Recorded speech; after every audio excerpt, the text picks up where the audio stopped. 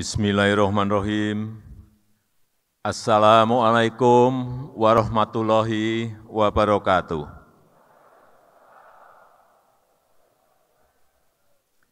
Selamat pagi, salam sejahtera bagi kita semuanya. Om Swastiastu, Namo Buddhaya, salam kebajikan.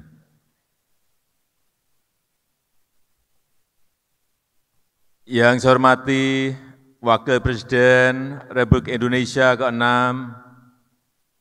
Bapak Jenderal TNI Purnawirawan Tri Sutrisno, yang saya hormati Ketua PPABRI, Jenderal Purnawirawan Agung Gumelar, yang saya hormati Ketua LVRI, Mayor Jenderal Saiful Sulun,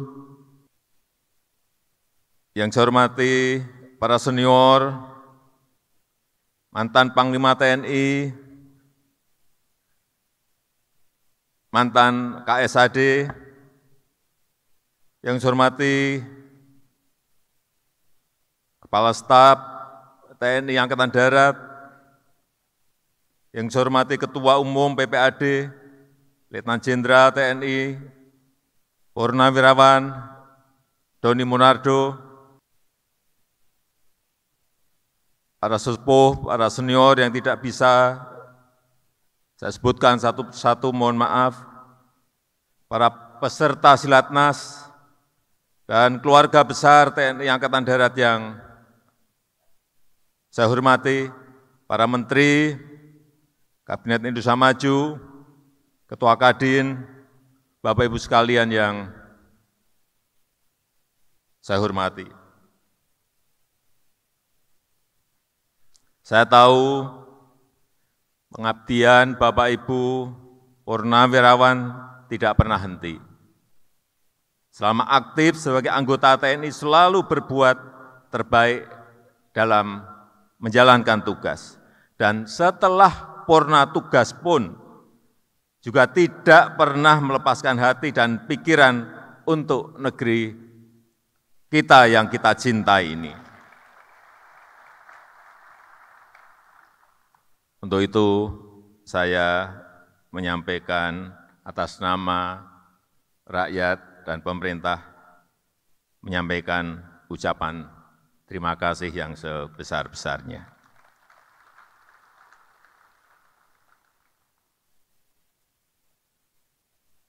Saya mungkin akan berbicara agak berbeda, karena kita tahu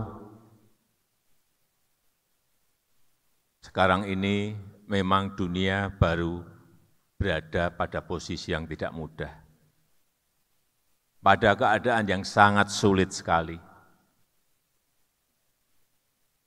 Saya bertemu dengan Sekretaris Jenderal PBB, Antonio Guterres, bertemu dengan lembaga-lembaga internasional, langsung bos-bosnya, bertemu dengan kepala negara G7 baru saja. Saya tanyakan, sebetulnya dunia ini mau kemana? Beliau menyampaikan, Presiden Jokowi, tahun ini kita akan sangat sulit. Tahun ini kita akan sulit. Terus, kemudian seperti apa? Tahun depan akan gelap.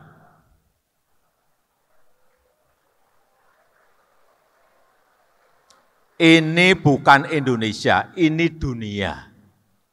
Hati-hati, jangan bukan Indonesia yang saya bicarakan tadi, dunia.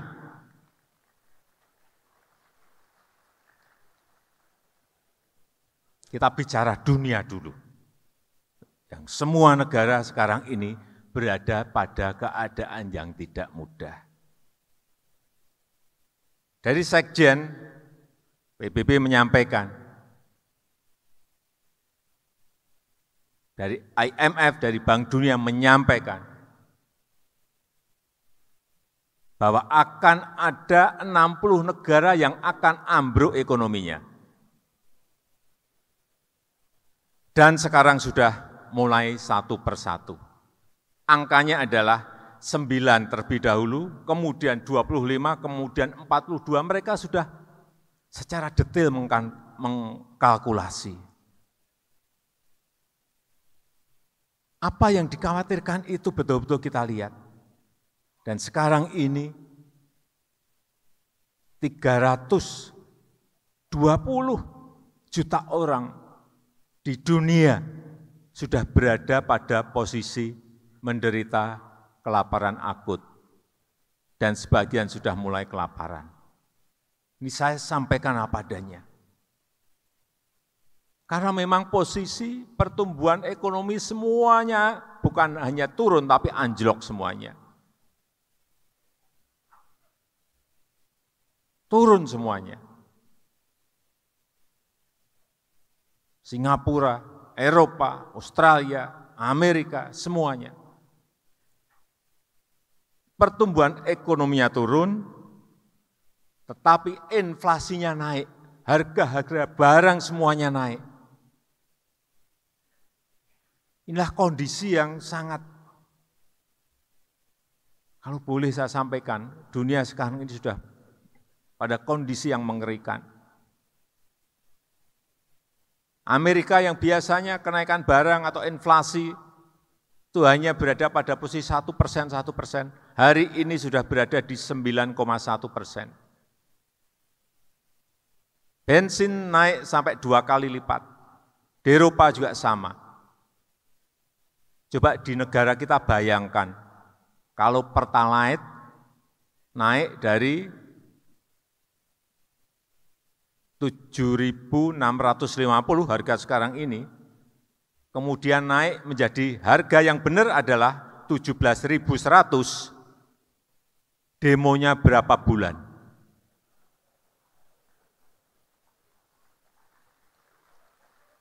Naik 10% saja demonya, saya ingat naik 10% saja demonya dulu 3 bulan. Kalau naik sampai 100% lebih, demonya akan berapa bulan?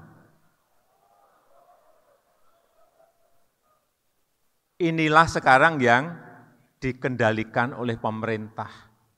Dengan apa? Dengan subsidi.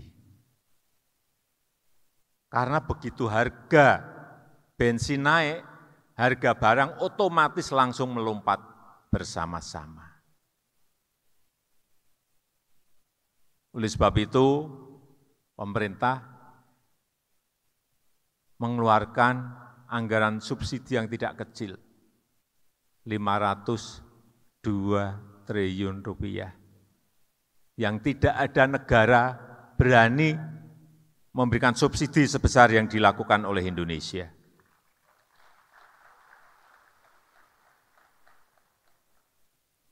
Saya ingin bergeser ke apa yang sudah kita lakukan dalam rangka bersaing dengan negara-negara lain.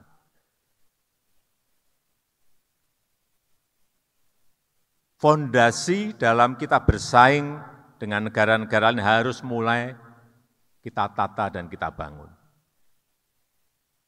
Karena ke depan bukan negara kecil, bukan negara besar mengalahkan negara kecil, bukan. Bukan negara kaya mengalahkan negara miskin, bukan.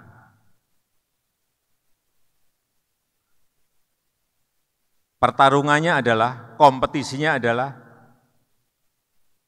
negara cepat itu akan mengalahkan negara yang lambat.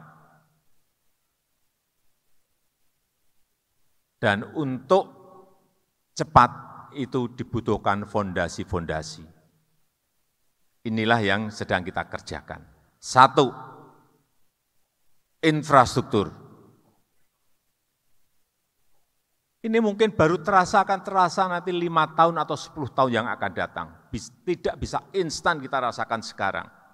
Tetapi begitu kita berkompetisi dengan negara-negara lain, kalau infrastruktur kita, kalau stok infrastruktur kita baik, akan kelihatan kita bisa bersaing atau tidak bisa bersaing.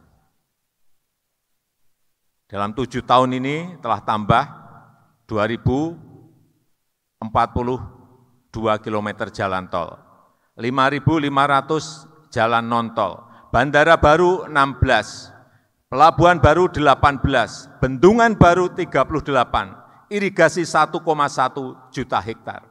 Inilah fondasi kita untuk nanti berkompetisi dengan negara-negara lain. Mungkin tidak bisa kita rasakan instan sekarang. Dan nanti efeknya akan ke APBN.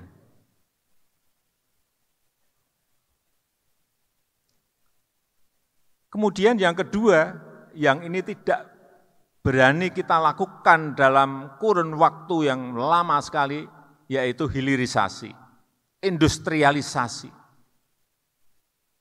Kita sejak zaman VOC ekspornya bahan mentah.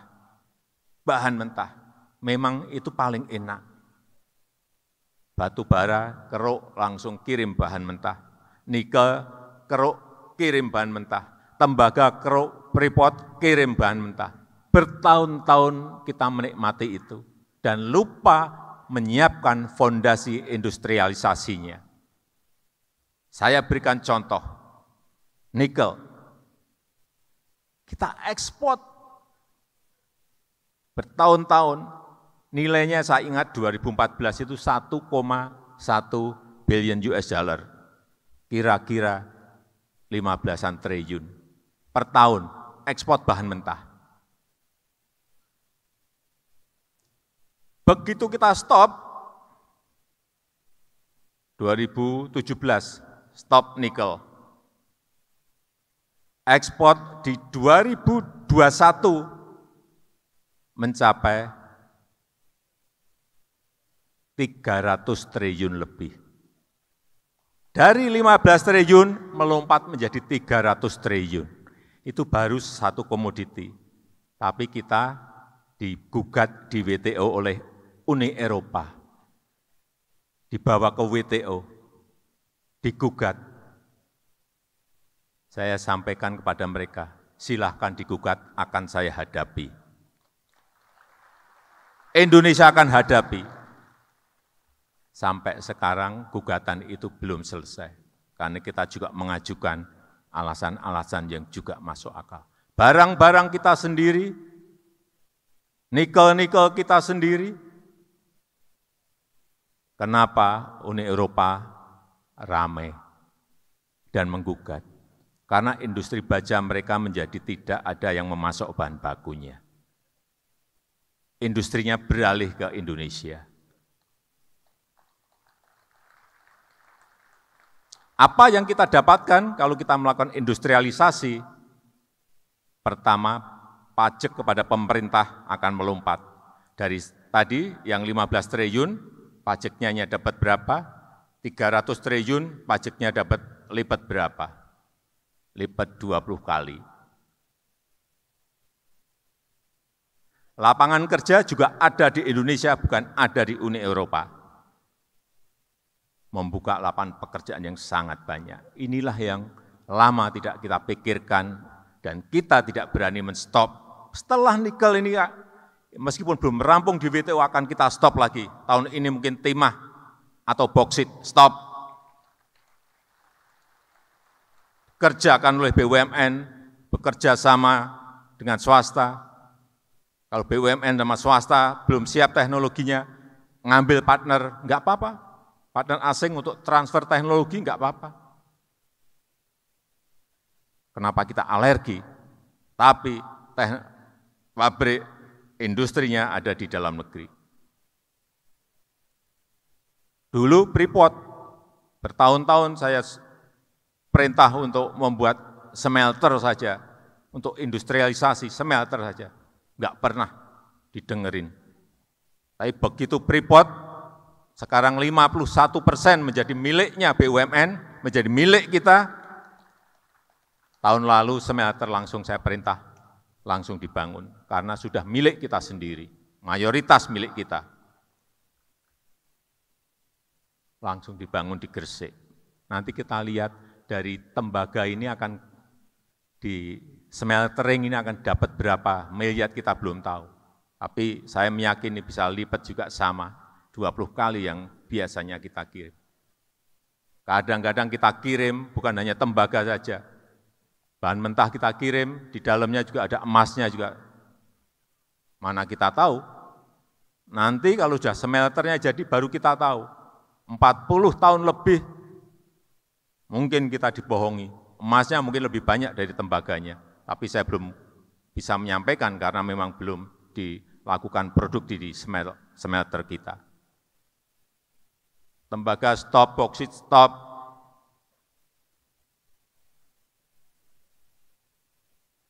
Inilah nanti yang akan berkontribusi kepada pertumbuhan ekonomi kita dan berkontribusi membuka lapangan kerja yang sebanyak-banyaknya. Kemudian yang ketiga, ini yang penting untuk yang kecil-kecil, digitalisasi. Kalau kita mau bersaing yang kecil-kecil, usaha mikro, usaha menengah, mereka harus berani masuk ke yang namanya platform digital. Ada 65,4 juta usaha kecil, usaha menengah, usaha mikro kita. Dan itu memberikan kontribusi kepada PDB kita, pada pertumbuhan kita, pertumbuhan ekonomi kita 61%. Jangan lupakan mereka yang kecil-kecil ini. Sebab itu kita terus mendorong mereka untuk masuk kepada ekosistem digital. Ini nanti yang akan menjadi fondasi kuat ekonomi Indonesia. Usaha mikro, usaha kecil, usaha menengah. Bukan yang gede-gede. Dan saya meyakini nanti di tahun 2030, kalau sekarang PDB, GDP ekonomi kita berada di nomor 15, tahun 2030, insya Allah kita sudah berada di urutan yang ke-7 dunia. Dan hitung-hitungan semuanya, Bappenas ngitung, McKinsey ngitung semuanya, di 2045 kita berada pada posisi nomor 4 dunia. Ekonomi kita, kalau kita konsisten dan berani terus melakukan yang berkaitan dengan hilirisasi tadi, akhirnya apa? Kalau pertumbuhan ekonomi kita baik, GDP kita baik, nanti di 2030 perkiraan kita sudah 3 kali yang sekarang. Dari yang sekarang 1,2, 1,3 triliun US dollar menjadi di atas 3.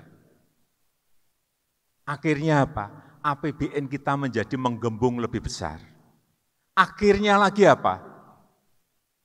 Porsi anggaran untuk gaji, untuk pensiunan juga akan lebih besar.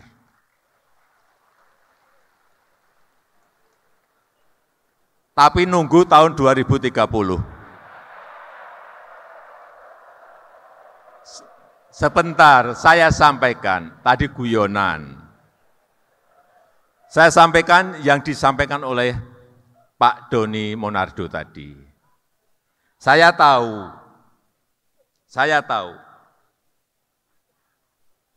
bahwa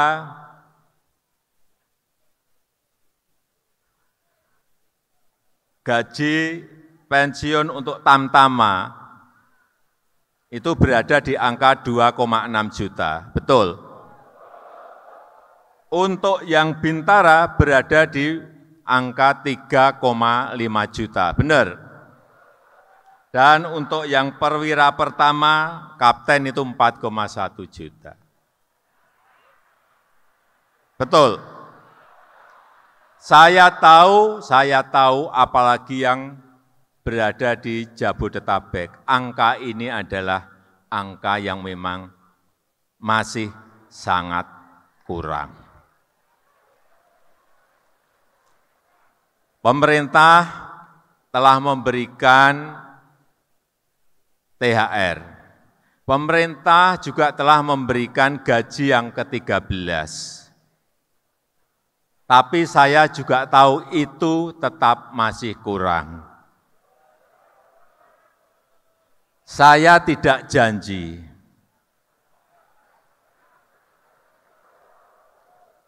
Karena tadi saya sampaikan bahwa APBN kita berada pada posisi yang tidak mudah. Tetapi pulang dari sini saya akan panggil Menteri Keuangan.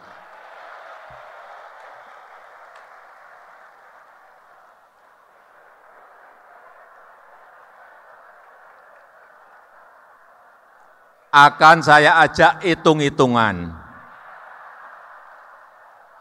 Kalau nanti hitung-hitungannya sudah final, akan saya sampaikan kepada Bapak, Ibu, dan saudara-saudara sekalian. Saya rasa itu yang bisa saya sampaikan pada kesempatan yang baik ini, dan dengan mengucap Bismillahirrahmanirrahim, pada pagi hari ini secara resmi saya buka Silaturahmi Nasional Persatuan Purnawirawan TNI Angkatan Darat PPAD tahun 2022. Terima kasih. Wassalamualaikum warahmatullahi wabarakatuh.